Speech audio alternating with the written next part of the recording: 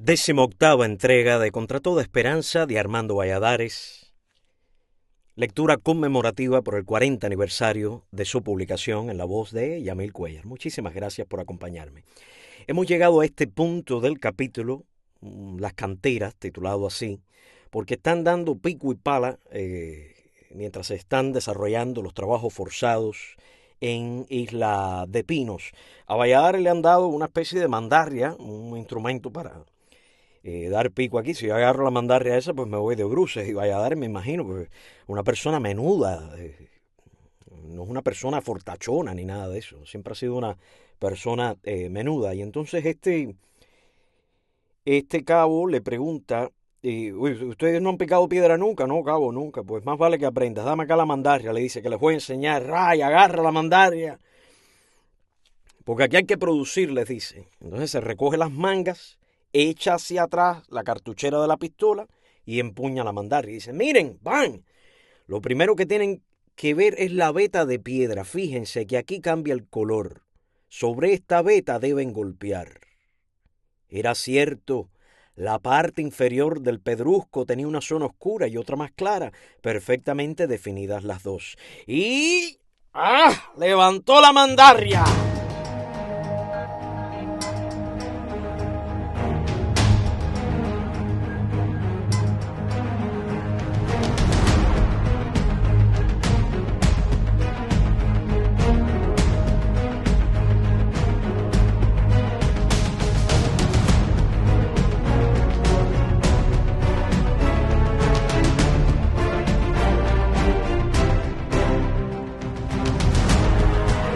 En sus manos parecía que no pesaba.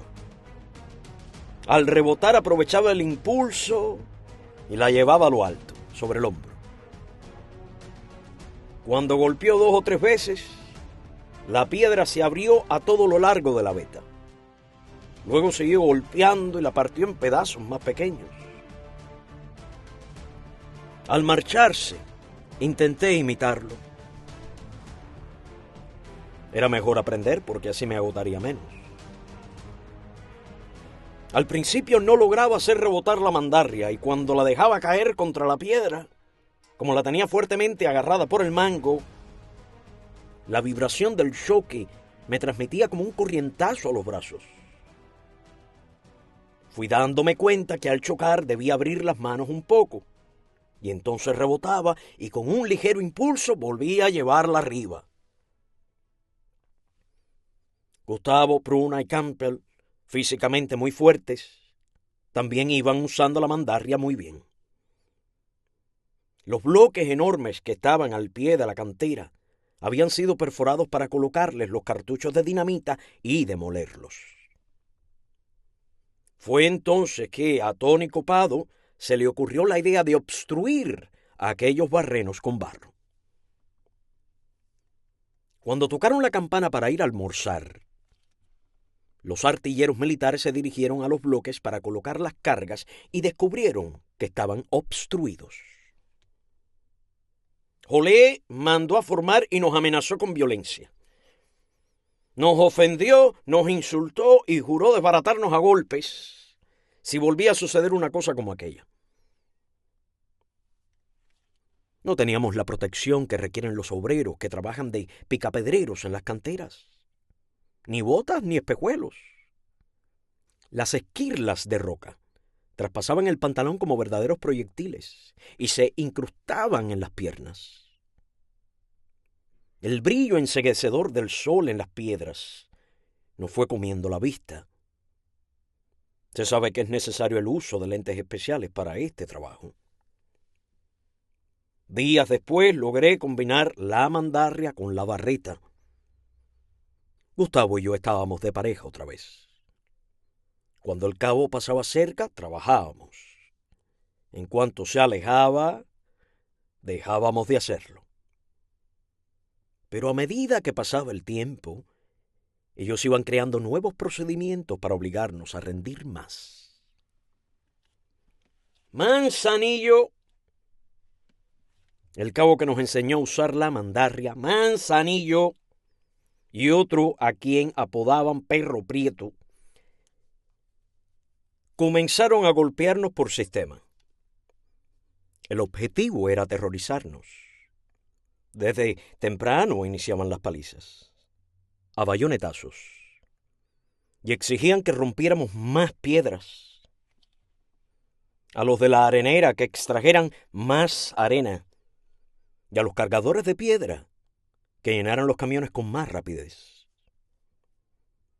Cuando los camiones llegaban a cargar con prisa, formábamos largas filas desde donde estábamos rompiendo las piedras para crear una cadena humana. De mano en mano iban pasando los pedazos de roca. El primero se inclinaba, levantaba el pedrusco con las dos manos y con un ligero balanceo lo pasaba al de al lado. Y este, a su vez, al otro. Quien desde lejos viera aquello, podía figurarse que contemplaba un extraño ballet. En algunas ocasiones las filosas aristas de la piedra cortaban las manos, pero la cadena no podía detenerse por eso. Y las piedras blanquecinas de granito iban manchadas de sangre. Si a alguno se le caía una piedra, se producía una interrupción inmediata del ritmo de trabajo y el cabo corría hacia el causante y lo golpeaba con la bayoneta. El estar inclinado hacia delante con los brazos colgando y balanceándolos como un péndulo para pasar la piedra de al lado provocaba fuertes dolores en la espalda. Casi no había tiempo para estirarse y obtener así un poco de alivio. Si los cabos nos sorprendían en ese gesto, nos venían encima. ¡Doble el lomo!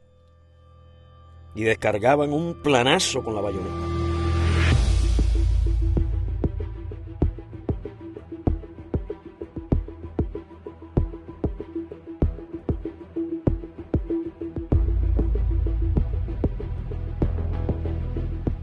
Eloy Gutiérrez Menoyo había nacido en España. Se crió en Barcelona.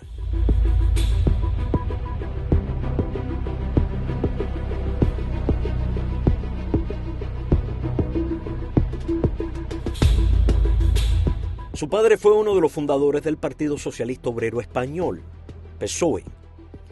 Sus hermanos habían muerto. Uno en la Guerra Civil Española y el segundo, Carlos, en Cuba, en la más heroica de las acciones de todo el proceso revolucionario, el asalto al Palacio Presidencial, que tenía como objetivo matar al dictador Batista. Castro y su movimiento nada tuvieron que ver con aquella acción. La familia de Eloy huyó de España durante la Guerra Civil y se refugió en Cuba. Opuesto al régimen dictatorial, Eloy se alzó en la zona montañosa del Escambray, en el centro de la isla, y fundó allí el Segundo Frente Nacional, del que fuera su comandante en jefe. Libró cruentos combates contra el ejército y bajó victorioso a la huida de Batista.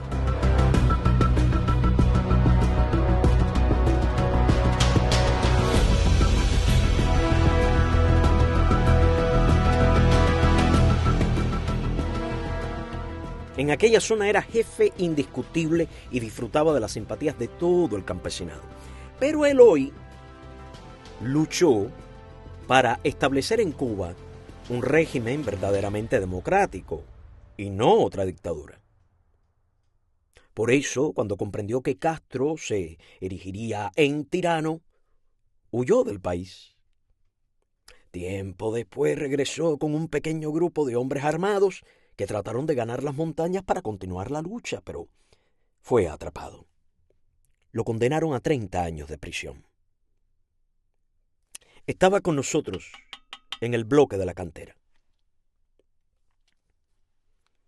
Los militares habían recibido instrucciones de Curbelo, el delegado de la policía política en Isla de Pinos.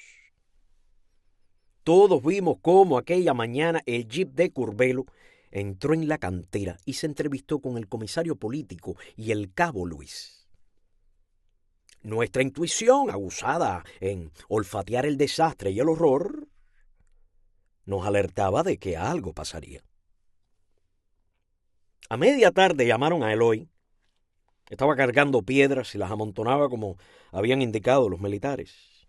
El cabo Luis y otro guardia, que hacía solo pocos días que estaban allí como encargados de la cantera, lo flanqueaban mientras iba rumbo a la puerta de salida por el camino polvoriento de Tierra Amarillenta. Se detuvieron casi frente a las casetas de la entrada. Fernando Pruna regresaba de la carpintería donde había estado reparando el mango de una mandarria. En realidad, miró a Eloy y a los cabos sin sospechar siquiera lo que iba a suceder, y de lo cual sería el testigo más próximo. Solo unos escasos 30 metros los separaban de los tres hombres cuando el cabo Luis extrajo la bayoneta a espaldas de Eloy, ajeno a la agresión, y le descargó un planazo. Eloy se viró como una tromba, furioso. Pruna se detuvo. El cabo lanzó varias estocadas a Eloy tratando de herirlo con la punta de la bayoneta, y fue cuando el otro militar, que no había golpeado a nadie hasta ese momento, extrajo su bayoneta y comenzó a pegarle.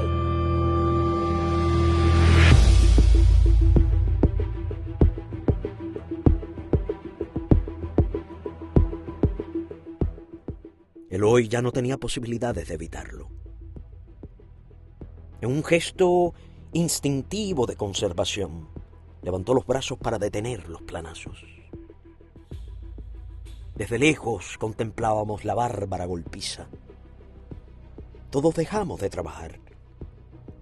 Algunos presos gritaron y los guardias de las garitas quitaron el seguro a los fusiles ametralladores, listos para usarlo contra nosotros. Pruna no se movía. Estaba allí, frente al espectáculo bestial, como si se tratara de algo fuera de la realidad. No comprendió que también podían golpearlo a él. Pero, ¿cómo seguir andando mientras estaban agrediendo a uno de sus compañeros? Ante un hecho como aquel no era posible continuar trabajando. Ese paréntesis de horror, de angustia, lo detiene todo, el cuerpo y la mente.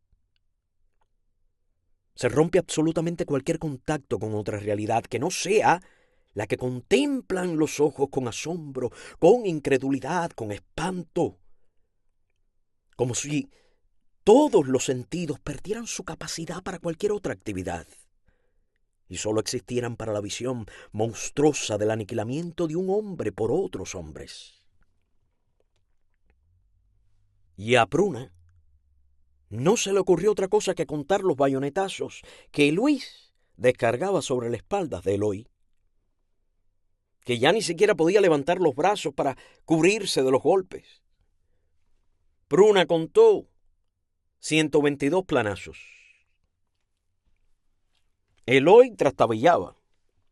Además de los planazos, le estaban dando puñetazos. Cayó a tierra ya sin fuerza. Allí siguieron asestándoles puntapiés. El cabo Luis llamó al camión de volteo del molino de piedras que era manejado por un preso del plan de rehabilitación.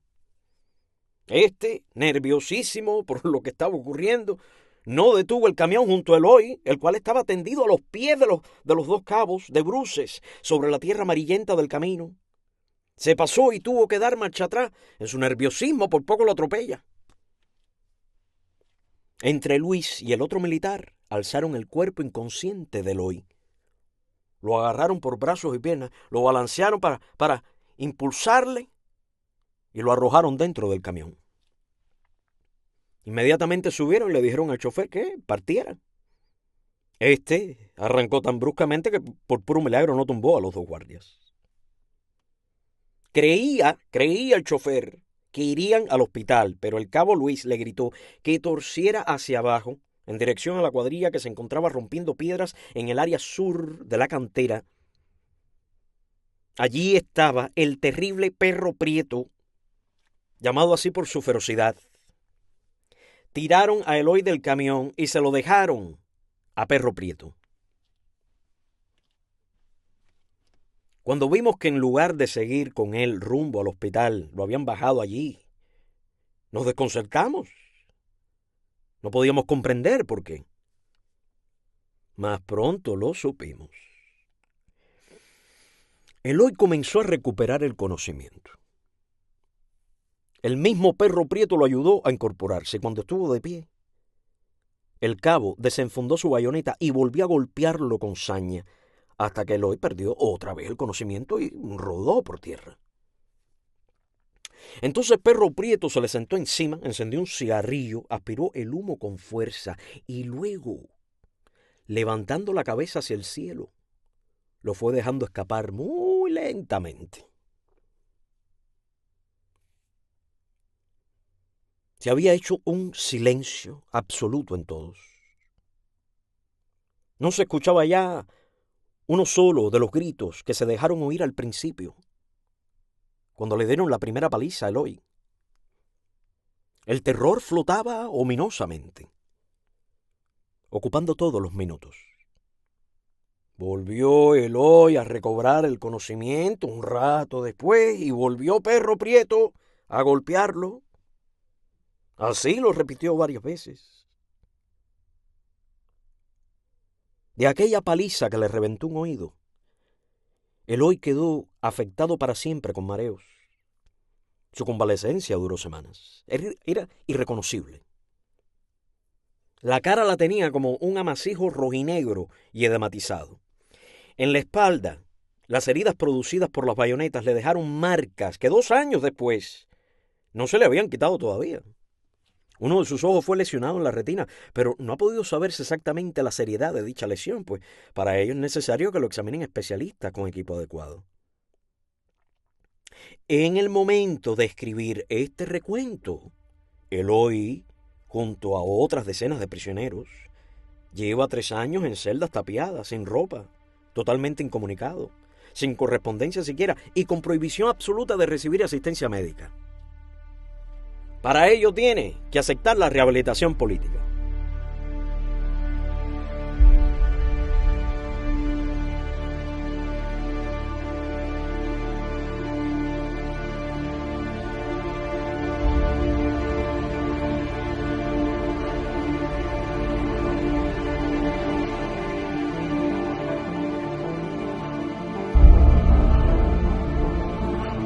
Nuevo capítulo físico del libro, el capítulo número 30 de la obra de Armando Valladares contra toda esperanza, y se titula El hermano de la fe.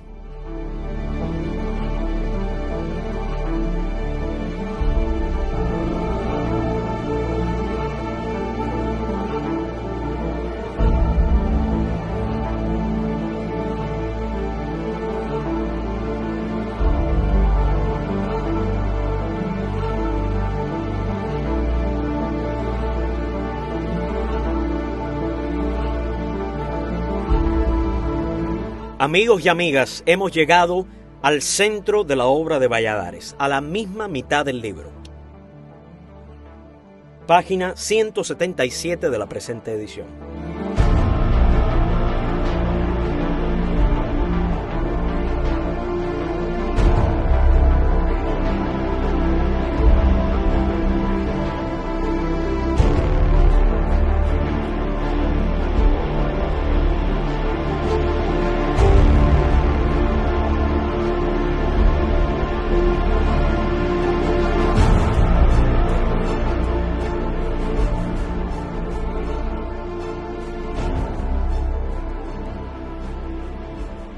Para el recuento, a las 5 de la madrugada, se exigía formar de frente a las celdas. Un rato después, los jefes de bloque iban apareciendo y le decían al rejero que mandara bajar su bloque. El rejero pedía atención. Entonces gritaba el número del bloque y le ordenaba bajar. Luego llamaban a otros jefes y se repetía la misma llamada. Los militares querían un cumplimiento inmediato de las órdenes. La salida simultánea de 1000 hombres no era posible. Y algunos no bajaban en el acto. Y los cabos se encolerizaban. Como medida para solucionar la situación, la dirección ordenó que, pasado el recuento, todos, sin excepción, tenían que bajar. Ningún preso podía quedarse en los pisos, ni en la cama, aunque estuviera enfermo. Entraba en el desayuno, que no había variado. El único cambio era en la temperatura. agua con azúcar un poco más caliente que antes. Si el bloque llamado no había cogido aún su desayuno, entonces se les daba el turno para desayunar. Se salía a formar apurando el pedazo de pan. Bastaba que quedaran algunos presos rezagados por los pisos para que los jefes de las circulares llamaran a la guarnición. Entonces venía la golpiza. Irrumpían armados de bayonetas, palos, cadenas, y a los que atrapaban en los pisos, los trituraban a cadenazos, a palazos. Estas irrupciones de la guarnición se iniciaron luego de que el capitán Morejón dijera que al que resistiera un solo año en el plan de trabajo forzados y no pidiera la rehabilitación política de rodillas, él le iba a dar una medalla de oro. Simbólicamente perdió, porque de los cientos de presos que se habían anotado para pasar el plan de rehabilitación, cuando comenzó el trabajo forzado, por orgullo, por amor propio, para que no pensaran que se iban porque la situación se agravaba, muchos de ellos abandonaron su idea y decidieron plantarse. El plan de trabajo forzado tuvo una consecuencia que escapó a los especialistas en la conducta humana del Ministerio del Interior. El presidio se cohesionó de forma monolítica ante la agresión y el enemigo común golpeando, hostigando, torturando. Se produjo una sensibilización e identificación total. Y cada vez que golpeaban a otro era como si lo golpearan a uno mismo. Cada vez que asesinaban en los campos a uno de nosotros, era un hermano al que mataban y nos dolía el alma y la sangre. La angustia, el horror, fueron uniéndonos más y más. Aquellas apariciones súbitas de la guarnición ya no eran otra cosa que un instrumento de terror para que no tuviéramos la más mínima tregua. Una madrugada, estando todavía dentro del tiempo dado por ellos mismos para presentarnos en la planta baja, 2 camiones militares cerrados, que no llamaron la atención de nadie, se detuvieron frente al rastrillo y decenas de guardias armados con cuanto instrumento sirve para golpear penetraron a la circular. Pero desde que el primero se tiró del camión se dio la voz de alarma y cientos de nosotros pudimos ganar la planta baja por las escaleras o descolgándonos desde el primer piso hasta el suelo, el cual solo quedaba a 1,5 metros de altura aproximadamente. Ya los guardias habían tomado las escaleras que iban de la planta baja al segundo piso y las andanadas de golpes eran tremendas. Mohamed y Botifol eran 2 compañeros de los más queridos en todo el presidio. El primero, terminando su carrera de medicina, fue encarcelado. Botifol, un camagüeyano dedicado a la cría de ganado, procedía de las filas del Partido Auténtico. Ahora estaban los 2 atrapados allá arriba. Trataron de ganar las escaleras para que la guarnición no les cortara el camino, pero no lo lograron. Los gritos de protesta, de ira, llenaban la circular. Los guardias estaban haciendo una carnicería en las escaleras. Una lluvia de cadenazos, bayonetazos y palos rompían cabezas y brazos. Mohamed y Botifol se detuvieron en el segundo piso, aterrorizados. Sabían lo que les esperaba inevitablemente.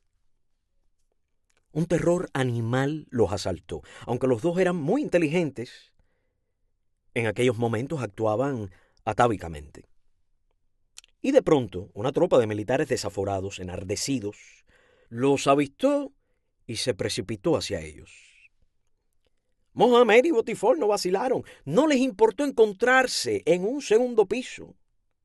Ciegos de terror, se lanzaron al vacío, creyendo quizá que tendrían una caída sin consecuencias. El impacto les rompió los tobillos. Fue lo menos que pudo ocurrirles. Dios los protegió, pues era una caída para matarse.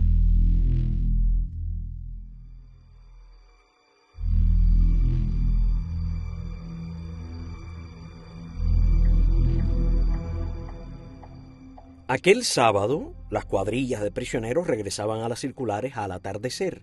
Miles de presos, rodeados de fusiles y bayonetas, iban llegando en silencio desde los campos de trabajo forzados, formando apretadas filas de hambre, de sudor, de cansancio, sucios, descalzos algunos y otros, con las ropas hechas jirones. Tenían los hombros caídos, las espaldas encorvadas, como si soportaran sobre ellos todas las amarguras y miserias humanas. Los fangosos caminos y carreteras que daban acceso al presidio de Isla de Pinos y las de la propia prisión, rodeadas de altas alambradas, se llenaban con las largas columnas de hombres que terminaban otra agobiante jornada en las ciénagas infestadas de mosquitos, en las canteras, en las plantaciones de cítricos que abonó nuestra sangre. Más de 6.000 presos políticos albergaba ya el gigantesco campo de concentración. Algunos habían entrado a los edificios. Se escuchaban las voces de los cabos jefes de cuadrillas gritando que aceleraran el paso. Pero los prisioneros, desnutridos y con un cansancio de siglos, caminaban lentamente. Aquello era normal. La misma letanía de todos los días, mes tras mes, año tras año. Luego descargaban unos bayonetazos o palos sobre los que abrían la marcha y la fila caminaba un poco más deprisa. El bloque 26, con sus 4 cuadrillas, avanzaba despacio por la carretera que corría paralela a nuestro edificio. Estaban fatigados, extenuados. Más que caminar, se arrastraban sin fuerzas casi para levantar las piernas.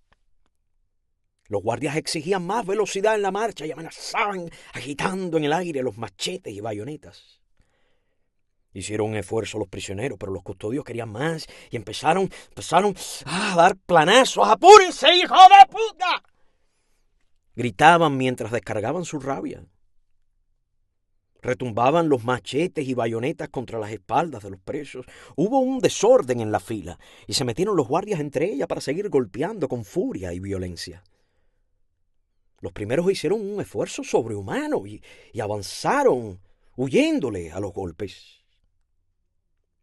De pronto, un preso, mientras descargaban sobre su espalda andanadas de plan de machete, levanta los brazos al cielo y grita, mirando a lo alto: «¡Perdónalo, Señor, que no saben lo que hacen!». Ni un gesto de dolor, ni un temblor en la voz.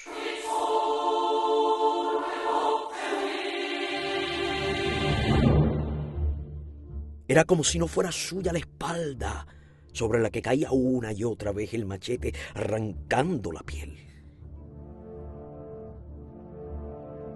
Los ojos claros del hermano de la fe fulguraban, los brazos abiertos al cielo azul pidiendo perdón para sus verdugos.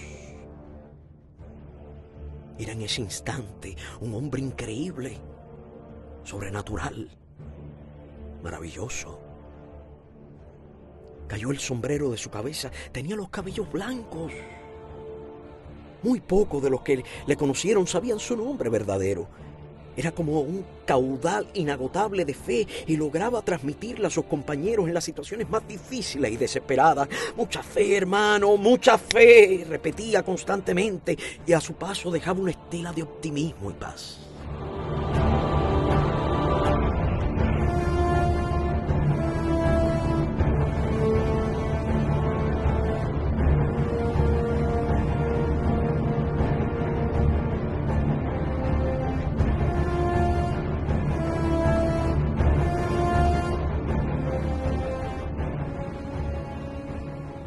A Gerardo todos lo llamábamos simplemente el hermano de la fe. Predicador protestante, había dedicado su vida a difundir la palabra de Dios. Su prédica más hermosa era él mismo. Cuando llegó a la cárcel de la Cabaña, miles de prisioneros se apretujaban en aquellas galeras sin espacio. Se dormía en el suelo, en los rincones, debajo de las camas. Y el temor y la muerte recorrían todas las noches nuestro tiempo, porque eran noches de fusilamiento.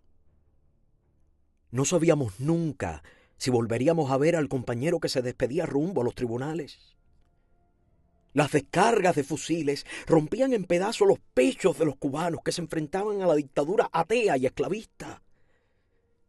Aquellos fosos centenarios se estremecían con los gritos viriles de «¡Abajo el comunismo! ¡Oh, viva Cuba libre!». Y en aquellos instantes de angustia tremenda, el hermano de la fe decía que el prisionero era un privilegiado porque Dios lo había llamado a su lado. A muchos ayudó a enfrentar la muerte con valor y serenidad. Y así iba y venía constantemente entre los grupos, infundiendo fe, tranquilizando los ánimos, dando apoyo. A muchos auxilió, a muchos consoló. Todos los días, cuando abrían las galeras, él las recorría buscando a los enfermos, y quisieran estos o no, se llevaba las ropas sucias. Y allá lo veías, con un pedazo de saco de yute o de nylon, amarrado con un cordel a la cintura a manera de delantal, frente a montañas de ropa. Alto y encorvado sobre los lavaderos, sudaba a chorros. Nos sacaba de las literas para participar del culto. «Levántate, cachorro de león, que el Señor te llama. ¡Levántate!».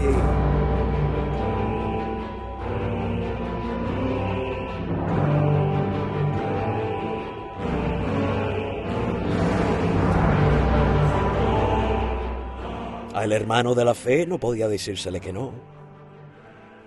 Si notaba a alguien pensativo y apesadumbrado, le decía: «Quiero verte en el culto esta tarde». Y había que ir. Sus prédicas eran de una belleza primitiva. Y él tenía un magnetismo extraordinario.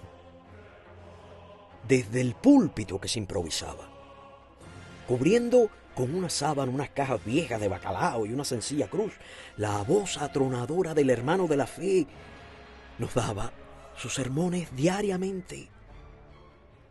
Luego se cantaba coro himnos de alabanza a Dios que él escribía en envolturas de cigarrillo y repartía a los presentes.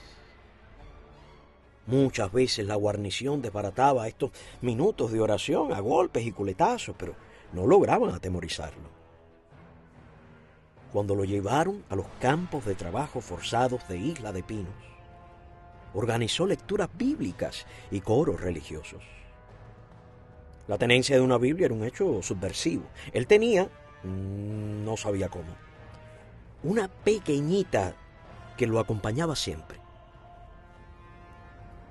Si algún compañero, fatigado o enfermo, se iba quedando atrás en el surco, o no había acumulado la cantidad de piedras que debía romper a mandarriazos, el hermano de la fe aparecía allí.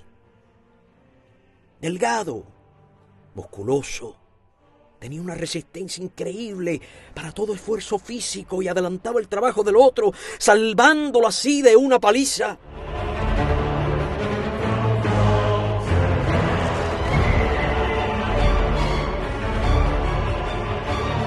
Cuando alguno de los custodios pasaba por detrás de él y le descargaba un bayonetazo, el hermano de la fe se erguía como un resorte. Entonces miraba a los ojos del guardia y le decía: «Que el Señor te perdone. Que el Señor te perdone».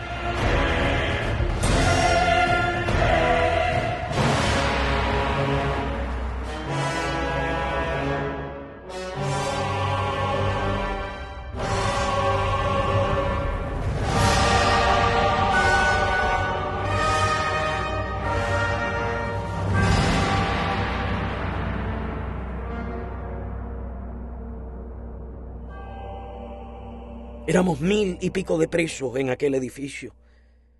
Todos sentíamos un gran cariño y admiración por aquel hombre. A las 5 de la madrugada comenzaba a salir las cuadrillas para el trabajo. Desde antes, debíamos estar en el enorme patio central bajo techo y rejas.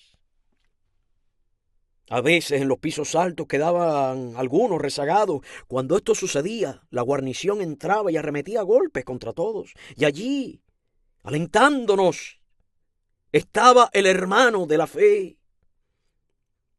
No tienten al diablo, hermanos, les decía a los morosos. No tienten al diablo, hermanos, les decía a los morosos. Mientras hacíamos larga cola para coger el desayuno, agua caliente con azúcar, muchas veces el hermano de la fe contaba historias bíblicas o nos hacía reír con sus originales y personalísimas apreciaciones sobre el pecado y la conducta de los hombres.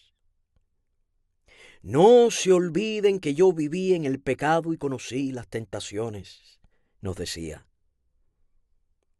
Su más grande empeño lo constituía el que no odiáramos. Casi todas sus prédicas llevaban ese mensaje.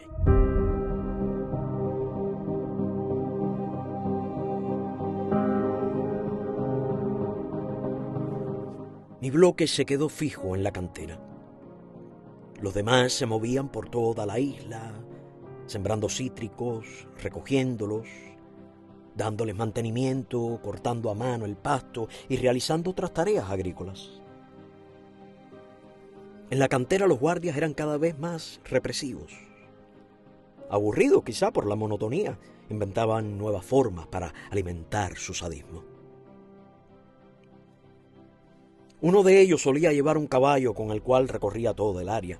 Cuando quería divertirse, lanzaba el caballo a la carrera y, enarbolando un machete, golpeaba por la espalda a los presos como si fuera uno de esos soldados de caballería que cargan contra el enemigo.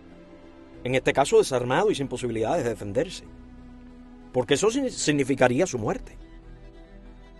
Con el impulso del caballo y del golpe, el preso caía a tierra y el guardia se reía se reía a carcajadas de su triunfo al abatir al enemigo.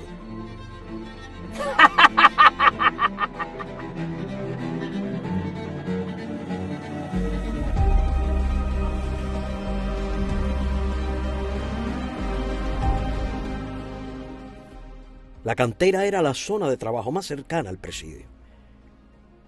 Estaba solamente a 5 minutos de las circulares. No obstante, nos llevaban siempre en camiones. Muchos días, todavía sin salir el sol, ya estábamos en camino. Pero en compensación, también era el bloque que regresaba antes. Entonces la circular, con todos los presos fuera, era como un inmenso coliseo vacío. Solo quedaban dentro los enfermos y el personal de limpieza. Era el mejor momento para bañarse, porque cuando entraban los demás, las duchas no alcanzaban. Así lo hacía yo cuando por algún motivo tenía que quedarme. Luego subía a la celda, generalmente para aprovechar la luz natural y, pegado a la ventana, estudiar. Por las noches proseguía a la luz de una diminuta lámpara, cuyo combustible sustraía sacándolo de los tanques de los camiones, con un pequeño frasquito atado a un cordel que introducía dentro del tanque en un descuido de los escoltas. Pero siempre con alguno de mis compañeros vigilando. Un poquito de petróleo hoy, otro dentro de un par de días. Me iba resolviendo la luz. Mis amigos me decían que iba a quedarme ciego, pero a mí no me preocupaba. Logré conseguir un texto de geología con ilustraciones y me apasionaba en su estudio, que al día siguiente podía ejercitar en una clase práctica en la cantera. Para mí, las rocas no eran simplemente piedras. Sabía que en la composición de aquel granito que rompía estaban presentes el feldespato, la mica, el cuarzo. Me fascinó el mundo de las rocas. Creo que esta actitud investigativa frente a la naturaleza me ayudó grandemente. Algunos de mis compañeros se sentían curiosos cuando me veían examinar con cuidado un pedazo de roca. En los mármoles y granitos suelen encontrarse pequeñas chispas o pepitas de oro. Y también la pirita de hierro, llamado oro de tontos, que tanto atrae al desconocedor.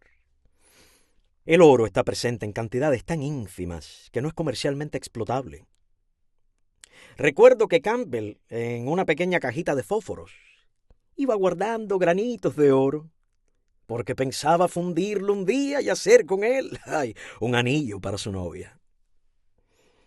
Cuando podía burlar la requisa, me llevaba pequeñas muestras de minerales para estudiarlos con detenimiento dentro de la circular. Al entrar en el presidio nos registraban. Al principio era un cacheo rápido. Podía entonces pasar una piedra pequeña escondida en el doble forro de un calzoncillo deportivo. También me hice una bolsita que colgaba del cinto por dentro y quedaba sobre la pelvis y era más cómodo. Los demás bloques salían al amanecer y regresaban empezando la noche. 12 y 14 horas de trabajo. La comida, aunque había mejorado, no cubría las necesidades mínimas de nutrición.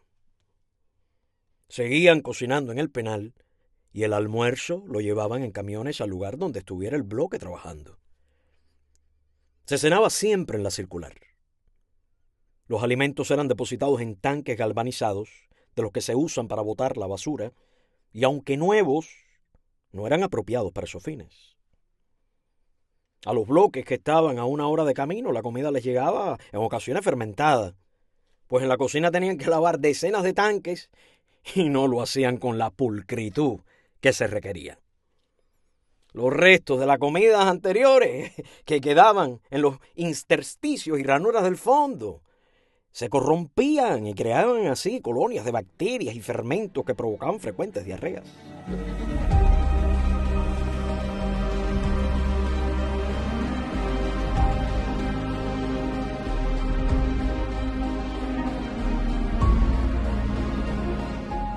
La dirección del penal comunicó una noche que recibiríamos a las visitas en el comedor sin las odiosas mallas de alambre.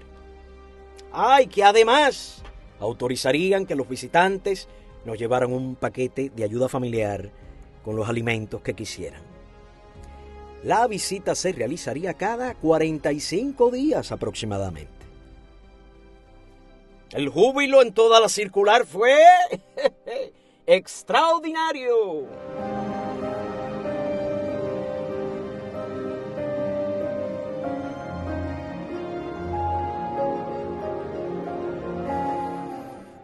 Después de años sin ver a nuestros familiares, aquella posibilidad nos llenó de ilusiones. Pensé en mis padres, en mi hermana y en Marta, a la que vería al fin. Luego de años de frecuente correspondencia clandestina, nuestra identificación se había hecho tan profunda que todo en nosotros pedía un encuentro. La autorización del paquete con alimentos era una inteligente medida de las autoridades. Ellos nos utilizaban como esclavos y nuestros parientes nos alimentaban. Ya en el país se había establecido la cartilla de racionamiento para los artículos de primera necesidad. Y lo que pudieran llevarnos sería con un enorme sacrificio, desprendiéndose de las cuotas irrisorias destinadas a ellos o adquiriendo alimentos en la bolsa negra a precios exorbitantes, con el riesgo incluso de ser encarcelados por un delito de atentado contra la economía popular, previsto y sancionado por las leyes revolucionarias con penas de 3 a 6 años de cárcel. Si en los registros periódicos que efectuaban en las carreteras a los ómnibus y vehículos procedentes de las zonas rurales ocupaban algún ciudadano 1 o 2 kilogramos de carne, lo sancionaban. Y si este resultaba familiar de un preso político, entonces el ensañamiento era mayor. Como sucedió con el hermano de Luis Zúñiga, al que le hicieron un registro en la casa buscando cartas del hermano encarcelado y descubrieron una lata con 20 chorizos. Como la cuota de este alimento era de 1 para 2 personas al mes y no siempre se distribuía, nadie podía justificar la tendencia de una lata completa, a menos que una familia de 40 personas habitase en la misma casa. El hermano de Zúñiga se salvó de que lo acusaran de habérsela robado debido a que la lata era española. Y él pudo comprobar que era obsequio de un diplomático amigo suyo. No obstante, lo acusaron por tener 20 chorizos en su casa del delito de acaparamiento. También previsto en las leyes, y por esto lo llevaron a la cárcel. Las visitas las organizaron por bloques y comenzaron por la circular número 3. Nos fijaron las fechas para las nuestras. Al fin llegó el día de la visita, la primera en los 2 últimos años y meses. Nos sacaron al comedor para registrarnos. Varios pelotones de guardias esperaban. La requisa fue vejaminosa.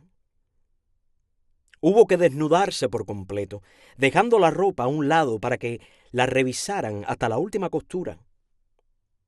Debíamos abrir la boca para que miraran dentro.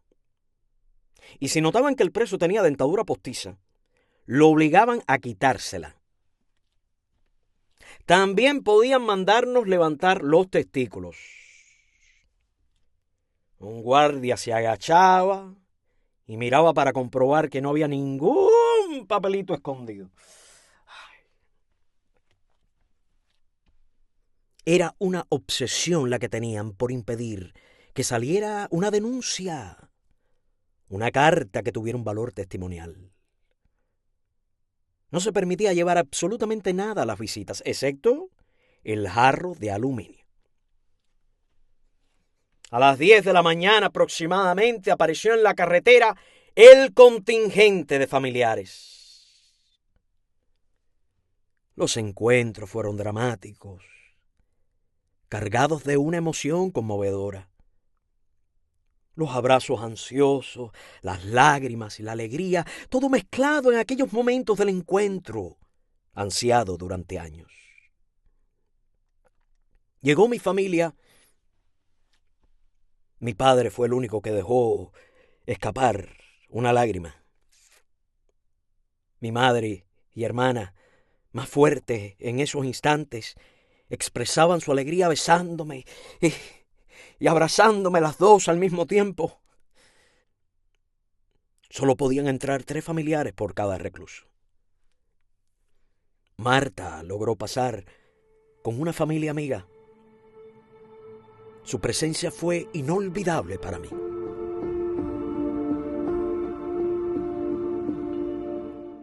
Más de 3 años habían transcurrido.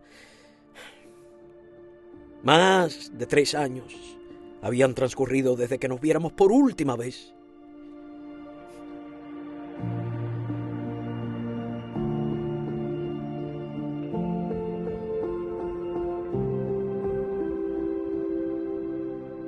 La adolescente que tanto me impresionó, entonces se había convertido en una hermosa muchacha, ya casi con 18 años, más alta, más mujer, más bella, más elegante.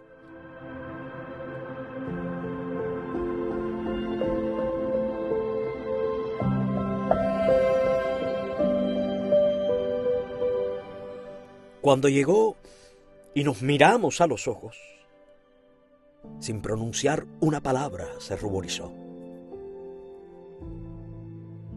Por dentro, no habíamos dejado de estar juntos desde aquel 5 de septiembre. Nos sabíamos ya íntimos para siempre. Las palabras no son necesarias cuando la comunicación de las almas lo dice todo.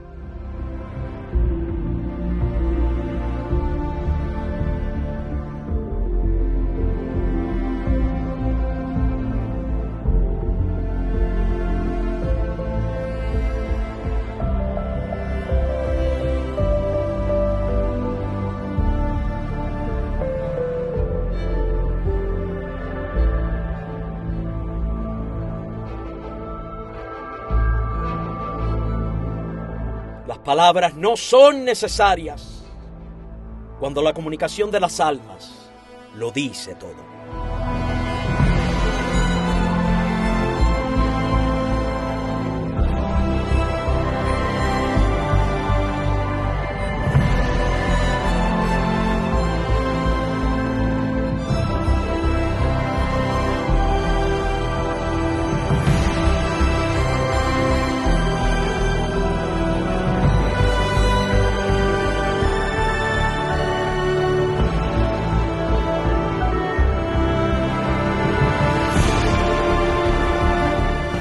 Amigos y amigas, hasta aquí esta entrega de Contra Toda Esperanza de Armando Valladares. Lo dejamos acá para retomarlo mañana, por supuesto. Fuerte abrazo para todos mis contertulios. Pasen todos un feliz, hermoso día, aunque sea de noche.